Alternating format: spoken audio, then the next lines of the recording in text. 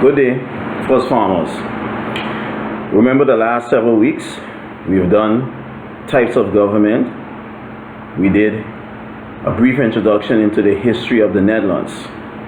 Today's topic is going to be about a brief history into the Netherlands Antilles.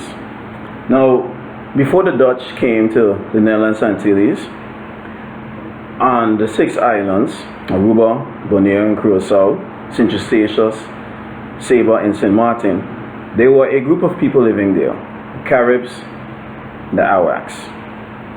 The first group of Europeans to come to the Caribbean, to come to these 6 islands, were the Spanish. Now the Spanish came to the Dutch West Indies, or the former Netherlands Antilles, around the 1600s and 1500s actually. And unfortunately, the Indians that were there, the 2 groups of Indians I mentioned earlier, they were wiped out by the Spanish. Almost all of them were killed, practically. And later on, the Dutch sought territories as well, like the Spanish, like the British. All these European countries were very much involved in seeking and obtaining the new world, the new islands that they never saw before. And so the Dutch came to the Dutch West Indies in the 1600s, and one of the islands that they developed, that they settled, were Curacao. They settled that island in 1634. We have Aruba as well, 1634. Bonaire, 1634.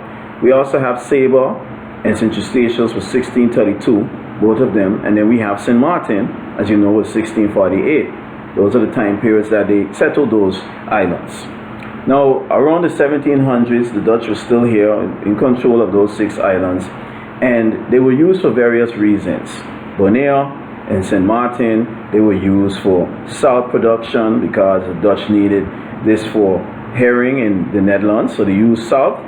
The Curacao was used primarily as a transshipment place for slaves.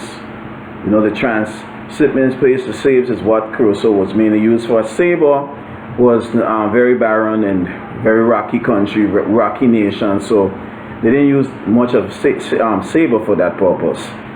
We have St. Eustatius though. They were a transshipment point as well. There was also a serious business center, and that's why it got the name of the Golden Rock, because it was a very, very, very powerful center for commerce. A lot of activity, business activity, that's another word for commerce, was conducted in St. Eustatius.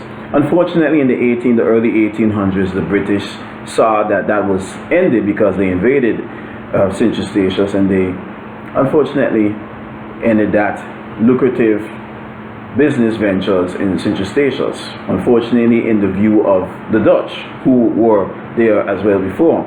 So that is the first video I'm doing now. We've come to an end to the first video, explaining you a brief introduction into the history of the Netherlands Antilles. I will now go to the second video, which you should stay tuned for.